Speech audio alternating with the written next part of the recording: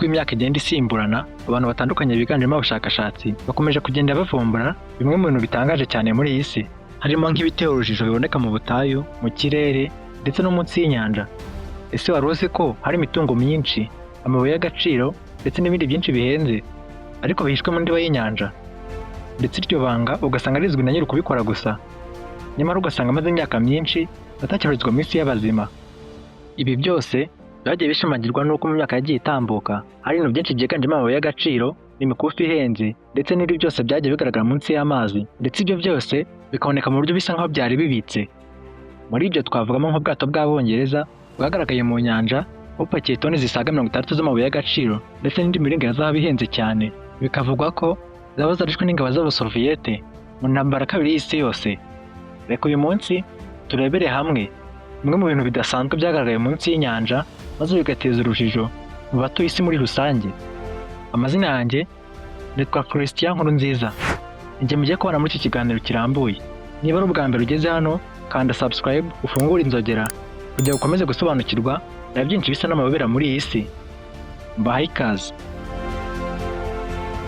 Reka dutangire ku nyamaswa idasanzwe igaragaye munsi y'inyanja, aho byari mu kinyejana cya 19 ubwo havumburwaga ibisigazwa by'inyamaswa nini cyane yahawe izina rya Giant Squid, maze muri 2004 hagaragara amashusho y'iyi nyamaswa ari nzima mu mazi. Iyi ni inyamaswa idasanzwe kuko yihariye mu buryo bwose, haba mu miterere ndetse n'ingano yayo. Iyi nyamaswa ifite amaboko 8 yose, ikagira uburebure buri hagati ya metero 10 kugera kuri 13 z'uburebure, ikagira amaso manini cyane angana n'umupira wa basket. Iyi nyamaswa ikaba ikunze kugaragara mu nyanja ya Pacific, Atlantic Ocean ndetse n'inyanja y'Abahinde cyangwa se Indian Ocean. Ikindi kintu gituma inyamaswa ifatwa nk'ikintu gitangaje umuntu uyibonye bwa mbere ni uko yibera mu ndiba y'inyanja igeza kuri metero 1000 zose, aho bigoye ko umuntu yayigeraho. Mu myaka igera kuri 35 itambutse hagaragaye gari ya moshi mu ndiba y'inyanja, bikaba bivugwa ko yaba ari mu myaka y'1800 kugeza muri 50, kandi mu by'ukuri birebye ahantu yabonetse bivugwa ko nta muhanda wa gari ya moshi wahabaye, ndetse no hafi y'inyanja nta muhanda wahahoze. Hakibazwa niba abantu bayihajugunye, dore ko nta n'imibiri y'abantu yagaragayemo ngo byitwe ko ari impanuka yabaye. Gusa nanone nta muntu n'umwe ufite ubushobozi bwo kwikorera gari ya moshi kabone niba bari 5 cyangwa barenga 5 ngo babe bayigeza ku nyanja bavuye nibura muri metero 100 uvuye ku butaka. Abandi benshi bo bakivugira ko yaba yarazanywe n'ibiva hejuru. Ikindi kintu kidasanzwe cyabonetse munsi y'amazi ibibumbano by'abantu 26 bafatanye ibiganza bakoze uruziga. Bikaba ari ibintu byavumbuwe muri 2006, gusa biza guteza urujijo cyane, aho benshi bavuga ko byaba byarakozwe mu rwego rw'amarozi cyangwa ko indi migenzo ya gipfumu. Mu gihe abandi bavugaga ko abana 26 bahagarariye abacakara bishwe bakajugunywa mu mazi ubwo babaga bari gucuruzwa bavanwa muri Afurika bajyanwa mu Burayi ndetse no muri Amerika. Gusa nanone bikavuga ko byakozwe n'umugabo uzwi cyane mu bugeni witwa Jason Taylor agamije kugaragaza ubugeni bwe. Ikindi kintu kidasanzwe cyabonetse munsi y'amazi ni umwobo muremure cyane uzwi nka The Mariana Trench. Iyo akaba ari umwobo muremure cyane uherereye mu nyanja ya Pacific. Uyu mwobo bwawo kilometero zigera ku 1900 zose z'ubujyakuzimu, ukaba waravumbuwe mu myaka y'1875. Uyu ni umwobo muremure bidasanzwe cyane noneho munsi y'amazi.